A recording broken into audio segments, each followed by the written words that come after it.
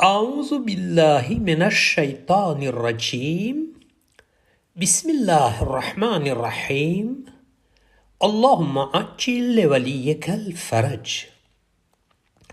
हज़रत अमीरुल मोमिनीन अली इब्न अबी तालिब अलैहिस्सलातु वस्सलाम नहजुल બલાગાની અંદર હિકમત નંબર 180માં ઇરશાદ ફરમાવે છે કે લાલચ હંમેશાની ગુલામી છે. ઇમામ અલી અલૈહિસ્સલામ નૂરાની કલામમાં ફરમાવે છે કે લાલચ માદ્દી કામોમાં ગુલામ બનાવી દે છે. લાલચ એટલે બીજાના હાથમાં જે છે તેની વધારે પડતી ઉમ્મીદ રાખવી અને તે મેળવવા માટે હદ દરજ્જા પોતાની હલકાઈ કરે. ઇમામ અલી અલૈહિસ્સલામ લાલચને હંમેશાની ગુલામી કહેલ છે, જેનો મતલબ એ થાય છે કે લાલચી, કમજોર, ડરપોક, જેની કોઈ કિંમત નથી હોતી, જેટલું આકા કહે તે મુજબ જ કરતો હોય છે, પોતાની ઉપર ભરોસો નથી હોતો અને બીજાના કહેવા મુજબ જ પોતે ચાલતો હોય છે. લાલચના મુકાબલામાં જે સારી સિફત છે તે બીજાઓથી ઉમ્મીદ ન રાખવી એટલે સંતોષ.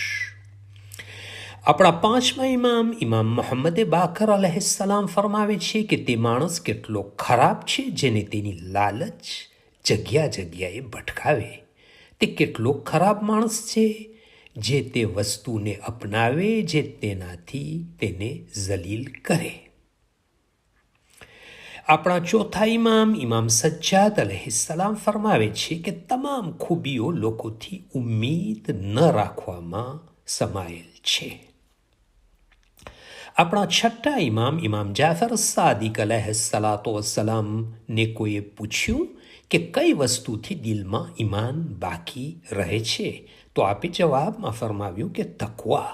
અને કઈ વસ્તુથી માણસના દિલમાંથી ઈમાન નીકળી જાય છે, ત્યારે આપે ફરમાવ્યું કે તે લાલચ છે.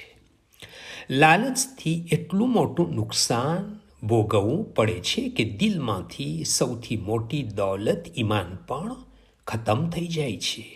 અલ્લાહ ઉપરથી ભરોસો ખતમ થઈ જાય છે.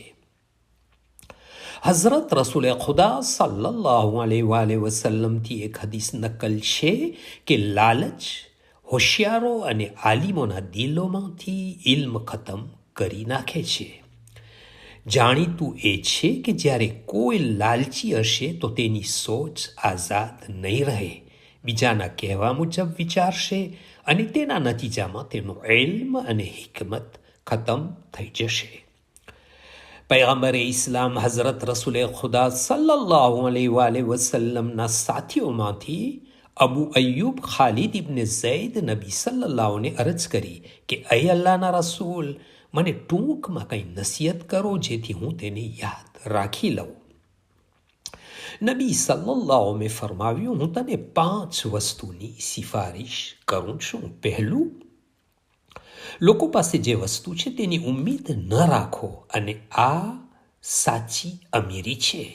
બીજું, લાલચથી બચો કેમ કે તે મોહતાજી અને ફકીરી છે. ત્રીજું, નમાઝને એવી રીતે પઢો કે જાણે આ તમારી છેલ્લી નમાઝ છે અને દુનિયાને છોડીને હવે તમે જઈ રહ્યા છો.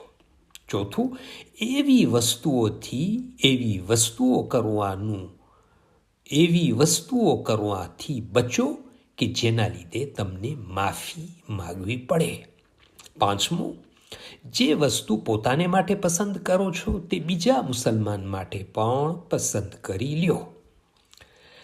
લાલચ બહુ જ મોટી બલા છે જેના લીધે માણસ જલીલ થઈ જાય છે, જેની આઝાદી ખતમ થઈ જાય છે અને બીજાનો હંમેશને માટે ગુલામ બની જાય છે.